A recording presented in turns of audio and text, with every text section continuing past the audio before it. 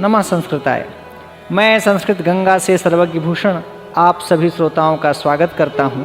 तो आइए हम गुरुदेव के श्री चरणों में निवेदन करते हैं कि आदरणीय गुरुजी प्रोफेसर गिरिजा शंकर शास्त्री जी गीता का अगला पाठ हम सब लोगों को बताएं। नमः संस्कृताय। अगले श्लोक में पुनः अर्जुन भगवान के उसी विराट रूप को बताते हुए, भगवान के उस ऐश्वर्य का वर्णन करते हुए जहाँ तक देख पा रहे हैं उसी को कहते हुए कह रहे हैं कि भगवान द्यावा पृथिव्योरिदमन्तरं हि व्याप्तं त्वयैकेन दिशस्य सर्वाः दृष्ट्वाद्भुतं रूपमुग्रं तवेदं लोकत्रयं प्रव्यथितं महात्मन्। कहा कि हे भगवान, हे महात्मन प्रयोग किया। महात्मन माने महान आत्मा, हे महापुरुष, हे परमात्मा, हे भगवान, हे महात्मन। इदम द्यावा पृथिव्योः, इदम माने यह, द्यावा माने द्युलोक स्वर्गलोक, और पृथिव्यः पृथ्वी, तो द्यावा पृथिव्योः माने दोनों स्वर्ग और पृथ्वी के अंतरम मध्य में जो बीच का भाग है, जिसको अंतरिक्ष कहें अथवा कह लें कि जो आकाश भाग है। च और सर्वाह माने संपूर्ण, दिशः दिशाएं, एकेन एक, त्वया माने आपसे ही, व्याप्तम व्याप्त है, परिपूर्ण है। माने इस समय जो मैं देख रहा हूँ वो ये है कि स्वर्ग और अथवा कह लें द्युलोक आकाशलोक और पृथ्वी लोक के मध्य का जो अंतर है, बीच का भाग है, संपूर्ण आकाश या संपूर्ण अंतरिक्ष, और सर्वाह दिशा संपूर्ण दिशाएं, दिशाओं का भी तो कोई अंत नहीं है, फिर भी जहाँ तक दृष्टि जा रही है वो संपूर्ण दिशाएं एकेन त्वया ही व्याप्तम, एकमात्र आपसे ही व्याप्त हो रही है, परिपूर्ण हो रही है। तथा और तव माने आपका, इदम यानी यह, अद्भुतम अद्भुत अलौकिक और उग्रम रूपम तथा भयंकर रूप, दृष्टवा देख करके, लोकत्रयम प्रव्यथितम, तीनों लोक व्यथा को प्राप्त हो रहे हैं, व्यथित हो रहे हैं। यानी तीनों लोक प्रव्यथित हो रहा है केवल एकमात्र आपके प्रभाव से, प्रकाश से। क्यों व्यथित क्यों होगा? तीनों लोगों को व्यथित होने का क्या? तो इसके पहले जो कहा अद्भुतम उग्रम रूपम दृष्टवा, आपका जब उग्र रूप होता है तो तीनों लोग कांप उठते हैं। और ये बात सच भी है कि भगवान के विकराल रूप को जब प्रकट होता है भगवान का, तो प्रलय की बेला उपस्थित हो जाती है।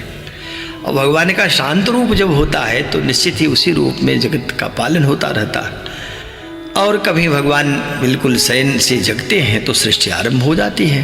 तो आज जो अर्जुन को दिखाई दे रहा है वो उग्र रूप दिखाई दे रहा है भी। तो कह रहे हैं कि आपका ये जो उग्र रूप है उससे ये तीनों लोक, लोकत्रयम, तीनों लोक, अर्जुन तीनों लोकों को भी अब देखने की स्थिति में हो गए हैं। तो कह रहे हैं तीनों लोग प्रव्यथित हो रहे हैं, कांप रहे हैं। तो भगवान की ही आज्ञा से तीनों लोग, क्या कहें, चराचर जगत कह लें, 14 भुवन भी कहें, 3 लोक भी कहें, अथवा जितने लोक हैं, अनंत लोक, वो सारे लोकों में जो भी प्राणी है, देवी देवता हों, यक्ष किन्नर गंधर्वादि हों, सब भगवान के ही आदेश से, उनकी माया के नियंत्रण से ही ये सब कुछ हो रहा, चल रहा है। तो भगवान का जो स्वरूप है, भगवान का जो आदेश कह लें, आदेश है, उस आदेश से ही वो जो वेद कहता है कि आपके को देख करके, आपके भय से ही, भयाद अस्या सूर्यस्तपते, और भयाद इंद्र जो है डर करके अपने कार्य में लगे हुए हैं, डर करके सूर्य तप रहे हैं। भयाद अस्या अग्निस्तपति, भयाद तपति सूर्य, भयाद इंद्रस्य वायुस्य मृत्युर्धावति पंचमा। ये उपनिषद, कठोपनिषद में मंत्र है। तो कहा कि इस परमात्मा के ही भय से अग्नि तप्त हो रही है, अथवा कहे प्रज्वलित हो रही है। और देखिए ताप से बहुत कष्ट होता है, पर अग्नि का अब स्वभाव बन गया। और जो भगवान सूर्य प्रकाश दे रहे हैं, तो ये किसके आधार पर दे रहे हैं? तो भयाद अस्याद, उसी परमात्मा के भय से तपति सूर्य, सूर्य तप रहे हैं। भय के कारण इंद्र वायु भयाद इंद्रश्च वायुश्च, इंद्र और वायु तप रहे हैं, मन चल रहे हैं, वायु बराबर प्राण दे रहा है, और भयाद भय के कारण ही मृत्युर धावति पंचम, पांचवें मृत्यु भी दौड़ रही है। प्रतिक्षण किसकी मृत्यु होनी है उसके पीछे लगी हुई है। तो भगवान का इस जब उग्र रूप को देखा है अर्जुन तो डर गया और कहता है कि इसको देख करके मुझे तो लगता है त्रैलोक्य कांप रहा है, सब प्रव्यथित हो चुके हैं, अत्यंत व्यथा को प्राप्त हो रहे हैं। पुनः अर्जुन कह रहे हैं कि आगे जो मैं देख पा रहा हूँ ये है कि भगवान अमे हे त्वां सुरसंघा विशन्ति केचिद् भीता प्राञ्जलयोर्गृह्णन्ति स्वस्तीत्युक्त्वा महर्षि सिद्धसंघाः स्तुवन्ति त्वां स्तुतिभिः पुष्कलाभिः। कहा कि हे परमात्मन, हे भगवान श्री कृष्ण, अमी माने ये सब, वही सब, सुरसंघा देवताओं के संघ माने समूह, त्वाम ही विशन्ति आप में ही सब प्रवेश किए चले जा रहे हैं। तो सब मानो भागते हुए आते हुए आपके मुख में एक एक करके प्रवेश करते चले जा रहे हैं, और मानो नहीं प्रत्यक्ष ऐसा हो रहा है, अर्जुन को ये दिखाई दे रहा है। मानो तो उत्प्रेक्षा होती है, अर्जुन यहाँ प्रत्यक्ष देख करके जैसा वर्णन कर रहा है, स्वयं बता रहा है कि मैं देख रहा हूँ कि जो सुरसंघ है देवताओं का समूह वो आप में ही आकर के विशंत प्रवेश करते हैं। और केचिद भीता, कई तो ऐसे हैं जो भीता माने भयभीत होकर के डर करके प्रांजलय हाथ जोड़े हुए हैं, अंजलि जोड़े हुए, हाथ बांधे हुए, हाथ जोड़ करके क्या कर रहे हैं, गृणन्ति आपका गुणगान कर रहे हैं, आपके नाम और गुणों का उच्चारण कर रहे हैं। तथा महर्षि सिद्ध संघा, महर्षि और सिद्धों के संघ मन समुदाय, स्वस्ति कल्याण होवे इति उक्त्वा, ऐसा कह करके पुष्कलाभि मने उत्तम उत्तम स्तुति भी स्त्रोतों द्वारा, उत्तम स्तोत्र के द्वारा त्वाम आपकी ही स्तुवंति मने स्तुति करते हैं। तो महर्षियों का या सिद्धों का तो यही है कि भगवान की स्तुति करते रहते हैं और भगवान के नाम का उच्चारण करते हैं, भगवान के गुणों को गाते हैं। तो ये तो महर्षियों का कार्य, ऋषियों का कार्य है, सिद्धों का कार्य ही है। लेकिन ये किसी का कल्याण नहीं करते। स्वस्ति इत्युक्त्वा, स्वस्ति माने कल्याण हो, ऐसा कह करके अनेक अच्छे अच्छे स्त्रोतों द्वारा स्तोत्र स्वयं बनाते चले जाते हैं। स्तुति से भगवान की कभी जो कहें कि विराट उसका स्वरूप है, अथवा ये कह लें जिसका आदि मध्यंत नहीं है, उसकी स्तुति किन शब्दों में की जाएगी। शब्द की तो सीमाएं हैं, शब्द की तो अपनी एक प्रकार से कहें कि वो कहीं न कहीं अंत हो जाते हैं। तो अनिर्वचनीय उस परमात्मा को भला शब्दों से कैसे वर्णन किया जाए। इसलिए भगवान शंकराचार्य कहते हैं कि भगवान जो मैंने जीवन में 3 अपराध किए हैं उसको आप क्षमा करिए। तो 3 अपराध क्या किया, तो कहा कि देखिए, तो मैं आपका दर्शन करने के लिए मंदिरों में जाता रहा और देश देशाटन करके कि किस मंदिर में आप मिलेंगे, और तो ये ऐसा करके मैंने आपकी व्यापकता पर प्रहार किया है। तो यात्रा व्यापकता हटाते, माने यात्रा से, अरे आप तो व्यापक हैं, तो सब जगह हैं, सर्वत्र है, कहाँ नहीं है, पर मंदिर में जाकर के ये आपको देखूं, ये मेरा जो आग्रह था, ऐसा करके मैंने आपकी व्यापकता पर प्रहार किया। तो शंकराचार्य कह रहे हैं कि भगवान आपकी व्यापकता पर विचार किए बिना जो मंदिरों में मैं आपके दर्शन के लिए जाता रहा, वो आपकी व्यापकता पर प्रहार किया। त्वद यात्रया व्यापकता हटाते और ध्यानेन चेतः परता हटाते। वो जो चित्त की परता है, सर्वत्र आप व्याप्त हैं, फिर भी ध्यान के द्वारा एक जगह आपको मैं देखने का यत्न किया। तो इस प्रकार से चित्त की परता में भी हमने प्रश्न चिन्ह लगाया।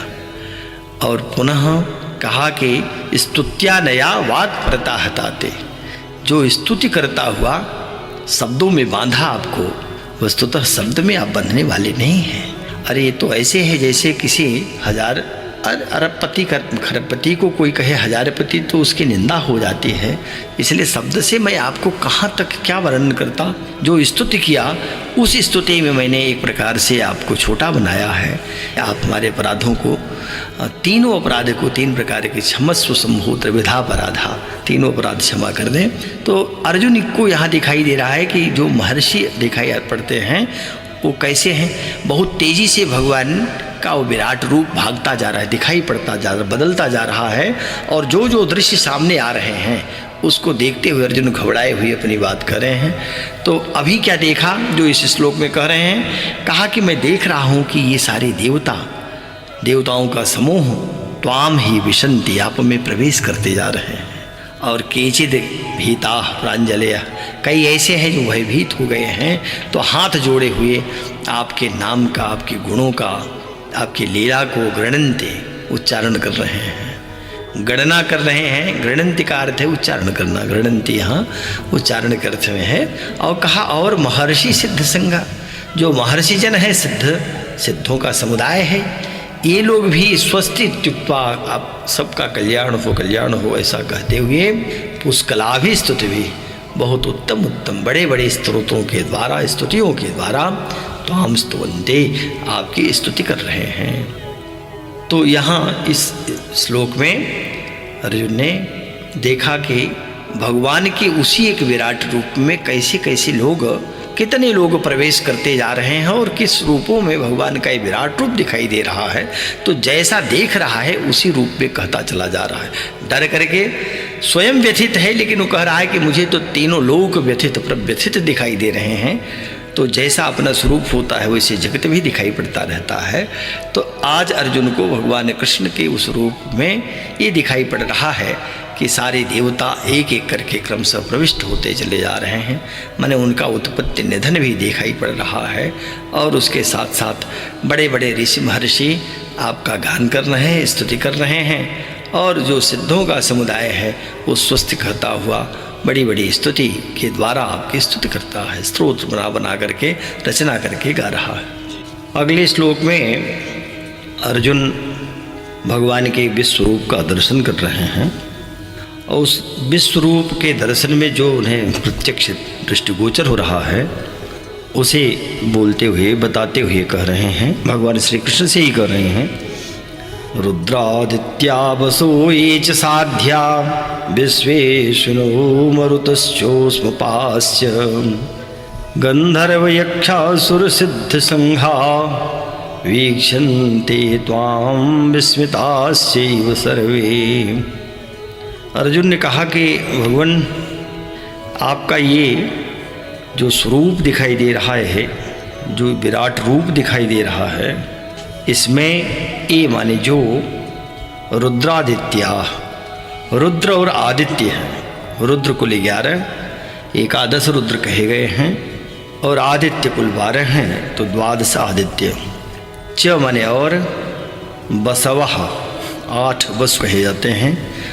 तो ये संपूर्ण रुद्र, आदित्य और वसु तथा साध्या माने साध्यगण। साध्यगण भी देवताओं की एक कोटि ही है, जिसमें सिद्ध भी हैं, साध्य हैं, जिसमें विद्याधर हैं, चारण हैं, गंधर्व यक्ष आदि हैं, उसी कोटि के साध्यगण कहे जाते हैं। अर्जुन ने कहा कि जो साध्यगण और जो विश्वे देवा हैं, विश्व का अभिप्राय है विश्व देव, और विश्व देव में एक ढंग से तो संपूर्ण देवता ही हो जाते हैं, विश्व का अर्थ तो संपूर्ण है। पर विश्व देव में कुछ जो वैदिक देवताओं का परिगणन है उसमें पंचजन भी हैं, इंद्र हैं, बृहस्पति हैं और साथ में पूषा देवता हैं।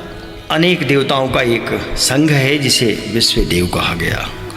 विश्व देवा एक सूक्त ही है ऋग्वेद में, तो उन देवताओं को विश्व देव कहते हैं।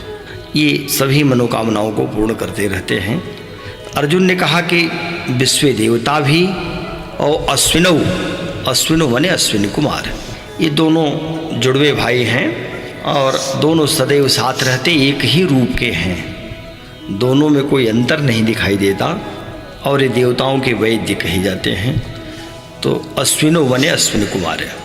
च और मरुतः माने मरुदगण 49 कहे गए हैं, तो संपूर्ण मरुदगण। पुनः कहा च और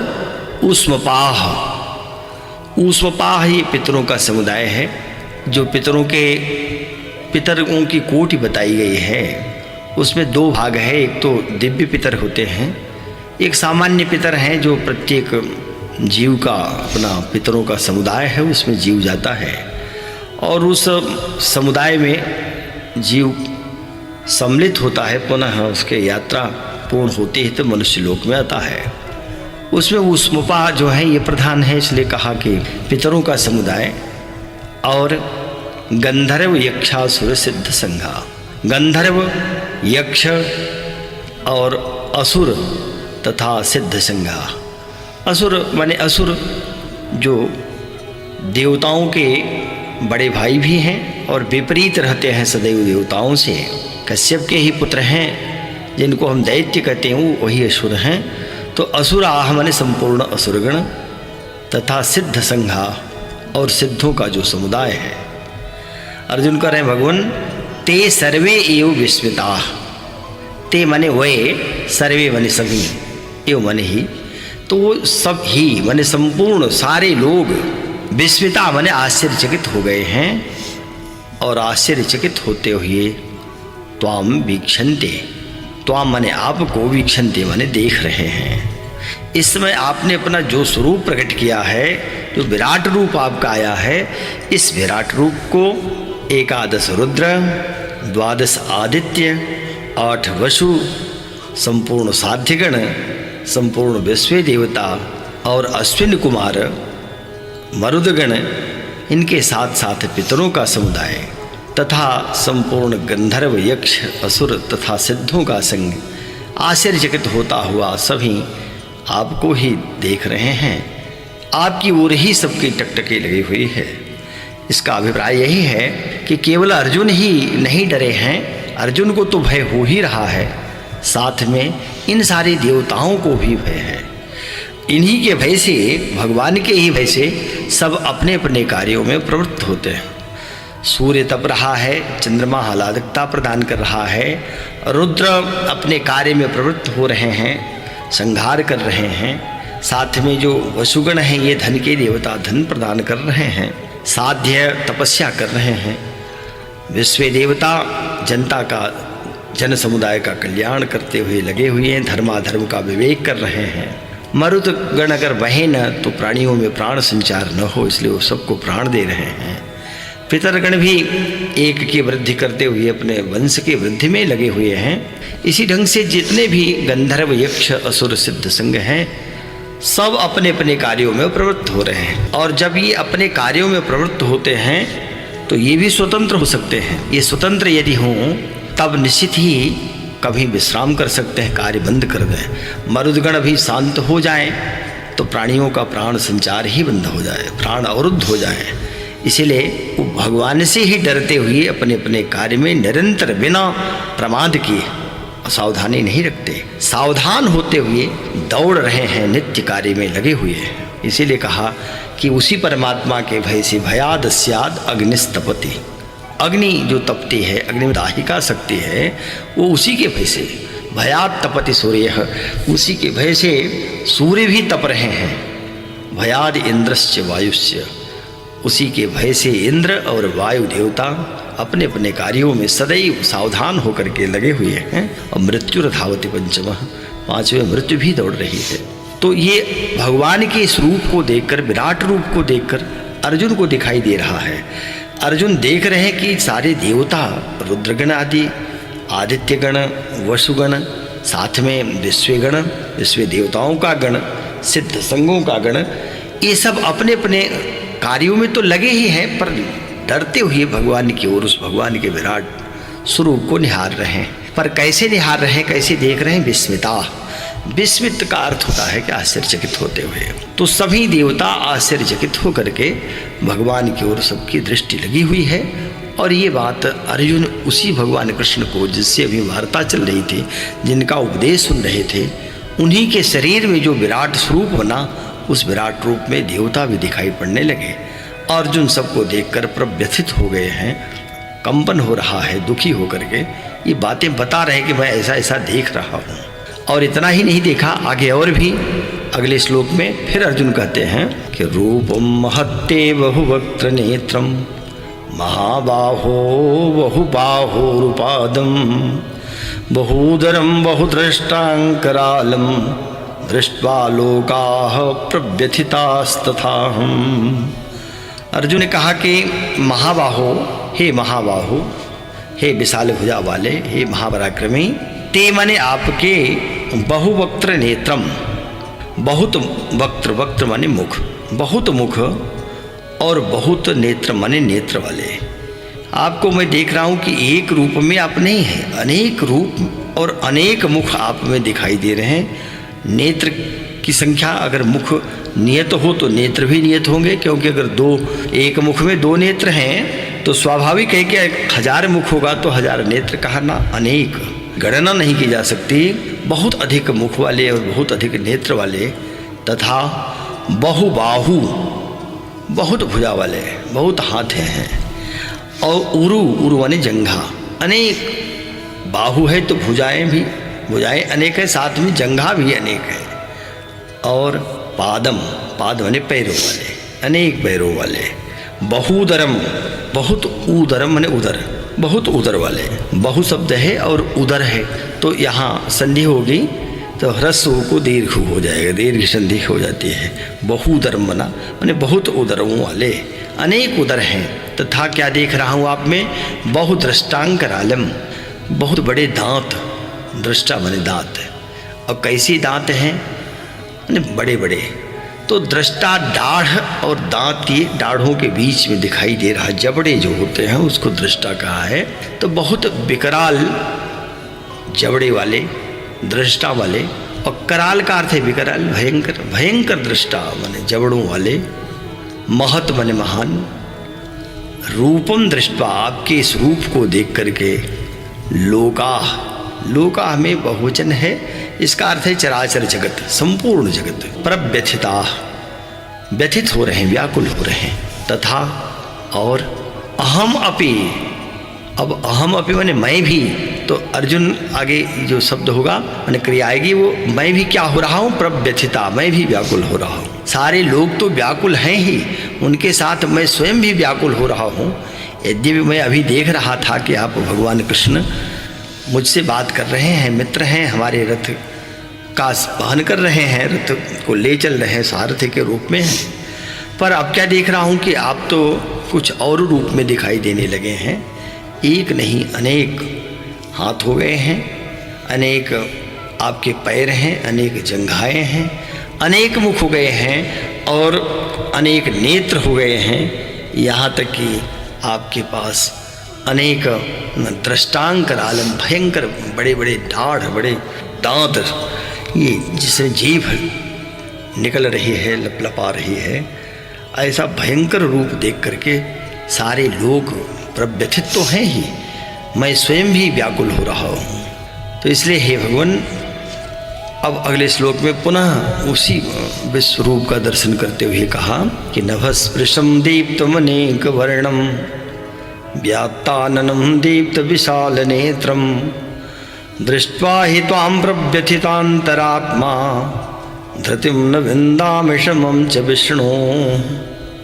कहा कि ही माने क्योंकि, हे विष्णु, हे भगवान विष्णु, विष्णु माने जो व्यापक है, जो सर्वत्र व्याप्त है। विश्व माने जो सबको अपने में ही लपेट लेता है, माने सबको आवृत कर लेता है, घेर लेता है, वो विष्णु है। विष्णु सहस्रनाम स्तोत्र है, उस स्तोत्र में भगवान विष्णु का जो पहला नाम है वो विश्व ही कहा है। तो कहा कि विश्वम विष्णुर्वसटकार भूत भव्य भवत प्रभु, तो विश्व ही कहते हैं इनको, विष्णु को, माने जो विश्व है वो विष्णु में ही व्याप्त है, ये अभिप्राय उसका। तो कहा हे विष्णु, हे भगवान विष्णु, नभस्पृशम, आप नभ माने आकाश के साथ, स्पर्शम माने छू रहे हैं, स्पर्श कर रहे हैं, आकाश का स्पर्श कर रहे हैं।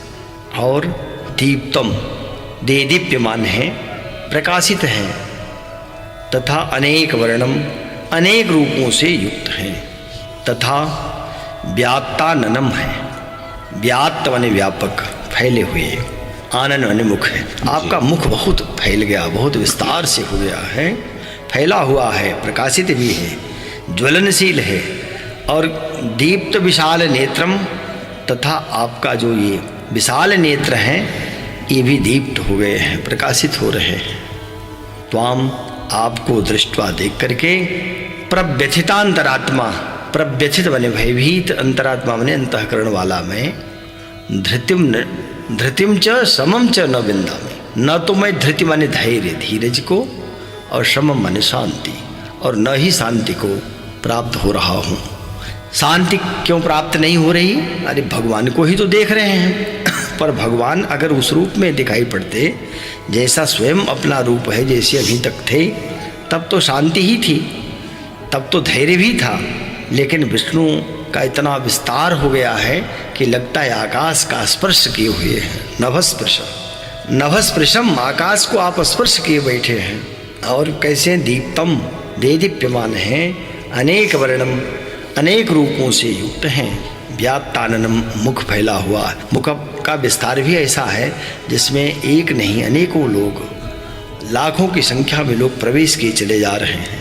इतने फैले हुए मुख वाले, और दीप्त विशाल नेत्रम, प्रकाशमान, प्रकाशित होते हुए विस्तृत नेत्रों से युक्त, त्वाम दृष्ट्वा, आपको देख करके, प्रव्यथितांतरात्मा, जिसकी अंतरात्मा प्रव्यथित हो गई है, और कोई नहीं ऐसा मैं ही स्वयं, धृतिम समम च न विंदामि, न तो धृति को, धीरज को, धैर्य को, और न ही समम शांति को प्राप्त कर पा रहा हूँ। यहाँ विंदामि वही विद धातु से है, और विद के जो 4 अर्थ होते हैं विद धातु के, विद्यते विद सत्तायाम, लाभे विंदति विंदतः, तो ये विद धातु लाभे, लाभ अर्थ में है। मैंने मैं शांति को भी लाभ नहीं प्राप्त कर पा रहा हूँ, मैंने शांति नहीं मिल पा रही, और न ही हमें धैर्य आ रहा है, क्योंकि इतने विशाल नेत्र, इतने विशाल आपके फैले हुए मुख को, साथ में जो आपका ये विशाल रूप जो संपूर्ण आकाश को स्पर्श कर रहा है, आप व्यापक हैं, संपूर्ण त्रैलोक्य आप में समाहित होता हुआ दिखाई दे रहा है।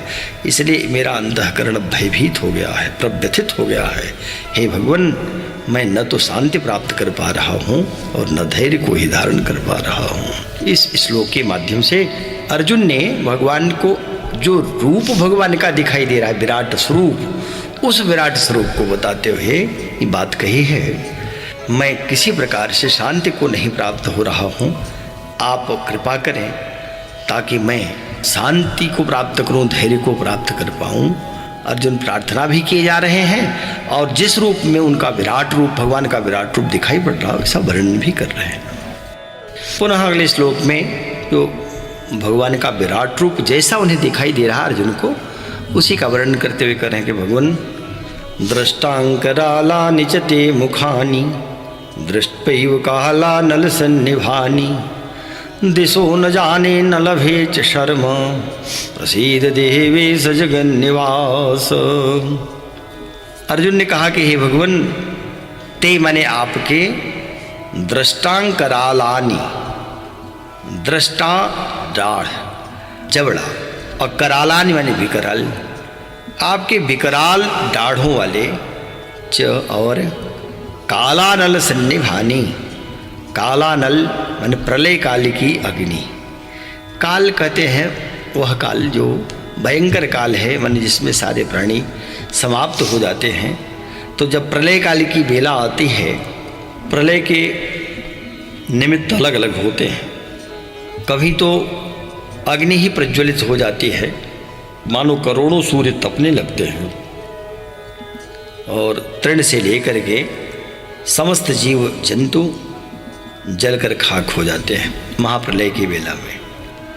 कभी महाप्रलय जल के रूप में जब होता है तो जल की इतनी वृद्धि होती है कि सब उसी जल में डूब करके सबका प्राणांत हो जाता है, माने प्रलय की बेला हो जाती है।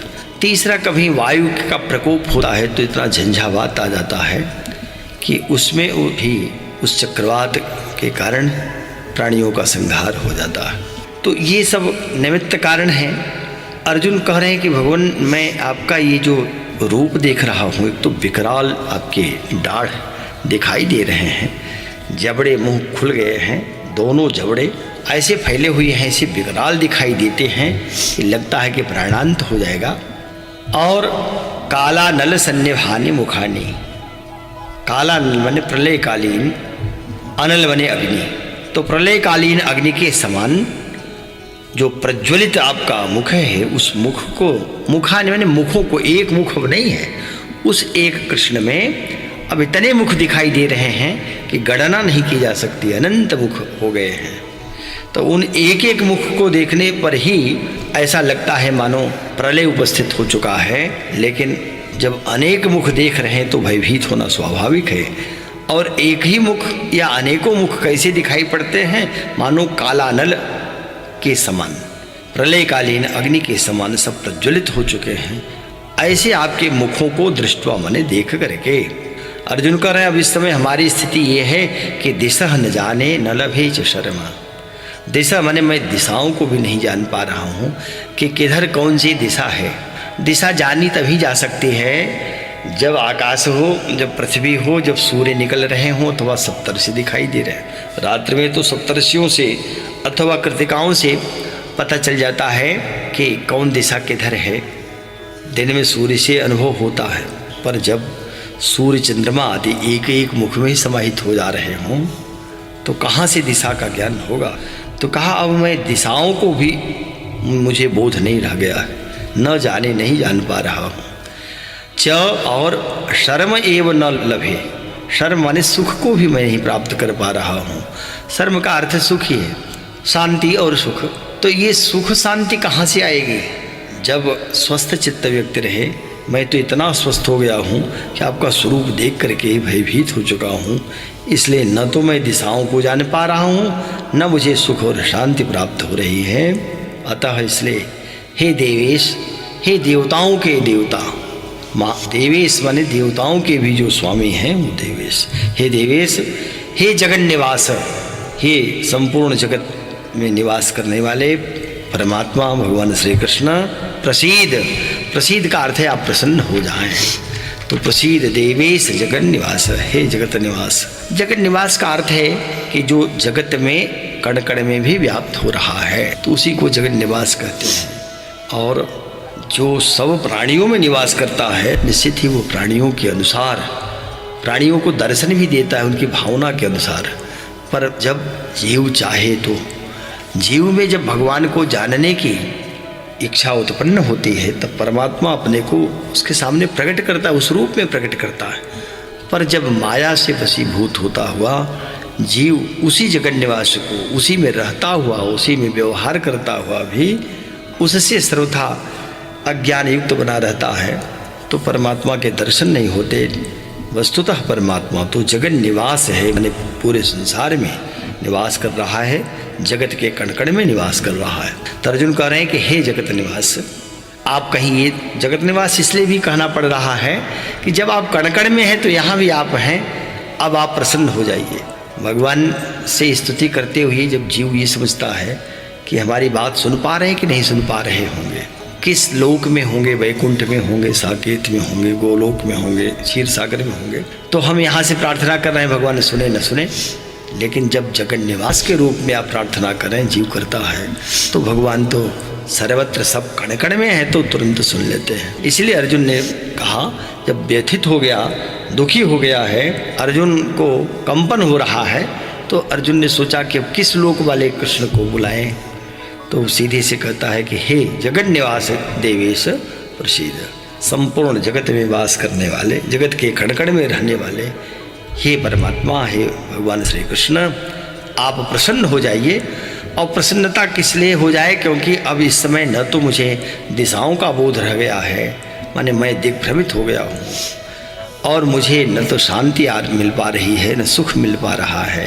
क्यों नहीं मिल पा रहा है? क्योंकि मैं आपके दृष्टांक रालानि ते मुखानि दृष्टवा, भयंकर दाढ़ों को और ऐसा मुख देख रहा हूँ जो लगता है प्रलय करने के लिए अग्नि प्रज्वलित हो उठी है। तो ऐसे ज्वलती हुई अग्नि के अंगारे जहाँ से निकल रहे हैं, अग्नि की ज्वालाएं जहाँ से निकल रही हैं, ऐसे भयंकर मुखों को देख करके अब मेरा चित्त व्याकुल हो गया है।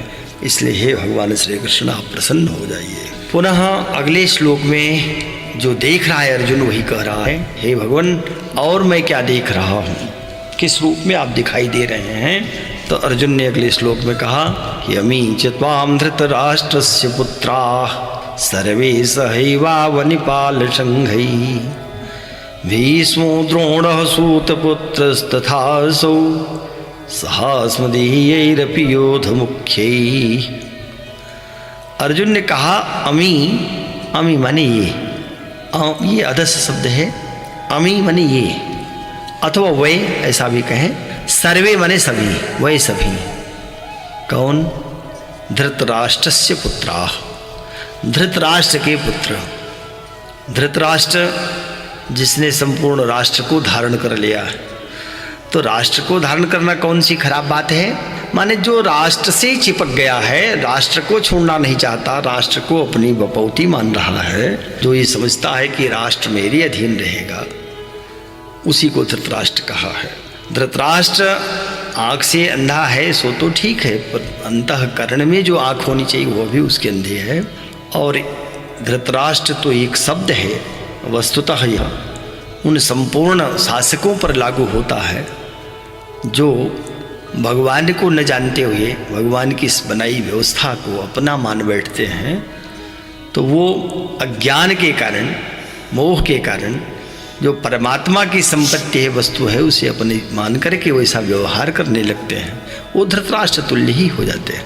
तो यहाँ तो धृतराष्ट्र को जो देख रहे हैं वो कैसे धृतराष्ट्र क्या कर रहे हैं? का धृतराष्ट्र तो है ही, पर धृतराष्ट्र के पुत्राः, उनके पुत्र, समस्त पुत्र, 100 पुत्र थे धृतराष्ट्र के। एक कन्या हुई थी दुस्सला, दुस्सला कन्या का नाम था, और दुःशासन पुत्र ही था धृतराष्ट्र का पुत्र, और दुर्योधन प्रधान है। तो कहा कि जितने धृतराष्ट्र के पुत्राः माने पुत्र गण हैं वो सभी, धृतराष्ट्र का एक पुत्र था, वो जो कहते हैं कि उसके यहाँ एक वैश्य जाति स्त्री थी, उससे एक पुत्र पैदा हुआ था, उसका नाम था युयुत्स।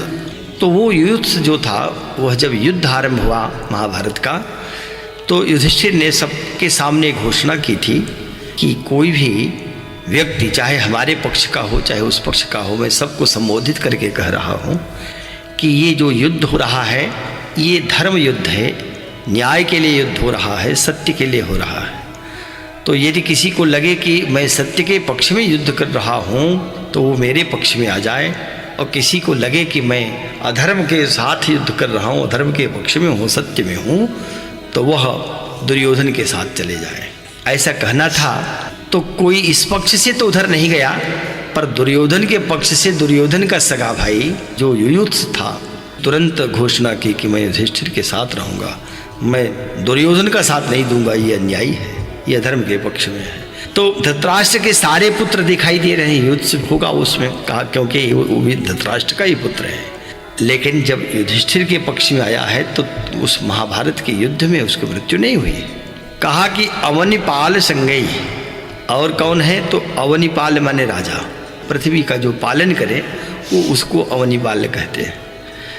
तो राजाओं का जो संघ माने समुदाय है, उसके सह माने सहित, त्वाम आप में विशंति प्रवेश करते हैं। ये सभी धृतराष्ट्र के पुत्र अब जो देश देशांतर से राजागण उसके पक्ष में युद्ध करने आए हैं, उन समस्त राजाओं के साथ कहाँ जा रहे हैं? सब आपके मुख में ही प्रवेश करते चले जा रहे हैं। और भीष्मो द्रोणः सूतपुत्रस्तथासौ, भीष्मः द्रोणः तथा असौ सूतपुत्रः। भीष्म माने शांतनु, जो शांतनु के पुत्र देवव्रत हैं, भीष्म पितामह जिनकी प्रतिज्ञा बड़ी कठोर होती है, जो गंगा पुत्र भी कहे जाते हैं। ऐसे भीष्म से युद्ध करने में पांडवों को भय हो रहा है कि बलशाली तो हैं लेकिन हम लोगों के तो पितामह हैं, इन्हीं की गोदी में पले बड़े हैं, इनसे कैसे युद्ध करें। तो अर्जुन को भी इस बात का भय था। अर्जुन को इस बात का भी भय लगता है कि द्रोणाचार्य जो हमारे गुरु, जिन्होंने शिक्षा दीक्षा दी, जिन्होंने सारी विद्या सिखाई, अब उन्हीं का वध करूं कैसे। तो कहा भीष्मः द्रोणः तथा असौ सूतपुत्रः, सूतपुत्र बने कर्ण, राधेय है वो, राधा पुत्र। तो कहा कि भीष्म पितामह द्रोणाचार्य और यह जो कर्ण है, अस्मदीय अपि, इतने ही लोग नहीं, अस्मदीय, अस्मद पक्षीय माने हमारे पक्ष के भी जो लोग हैं, वह भी योध मुख्य, कौन कौन? मुख्य योद्धा, मुख्य प्रधान जो योद्धा हैं, ये सारे योद्धा भी सब साथ साथ कहा जा रहे हैं त्वाम विशन्ति, आप में प्रवेश किए चले जा रहे हैं।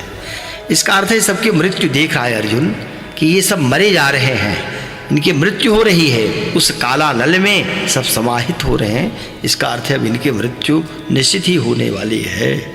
तो अर्जुन अगर नहीं भी वध करेगा तब भी इनकी मृत्यु तो होनी है। तो ये बात भगवान दिखा रहे हैं कि आप देखो हमारे इस मुख में जो ये विराट रूप है, उस विराट रूप की किसी मुख में देखो, ये सारे धृतराष्ट्र के पुत्र अपने अपने राजाओं के समुदायों के सहित हमारे ही मुख में प्रवेश कर रहे हैं। भीष्म, द्रोण और सूतपुत्र कर्ण भी हमारे इस पक्ष के जो लोग हैं, अस्मदीय ही पक्ष ही है। अर्जुन का भाव यही है कि केवल वही लोग नहीं मर रहे हैं, हमारे साथ भी जो लोग आ गए हैं युद्ध के लिए, ये भी अपने प्राणों की परवाह न करते हुए इस आपके मुख में सब समाहित होते जा रहे हैं। परवाह करेंगे भी तब भी तो निश्चित ही उनकी मृत्यु होनी है। और ये प्रत्यक्ष भगवान दिखा रहे हैं, पूर्व का दृश्य दिखा दे रहे हैं कि आगे यही होने वाला है। तो इसको देखता हुआ अर्जुन उसी प्रकार से वर्णन कर देता है कि मैं ये बातें देख रहा हूँ, सब के सब आपके उसमें प्रवेश किए चले जा रहे हैं। तो आज का पाठ यहीं पर समाप्त होता है। अगले पाठ के साथ, गीता के अगले अध्याय के साथ गुरुजी फिर उपस्थित होंगे। तब तक के लिए नमः संस्कृताय।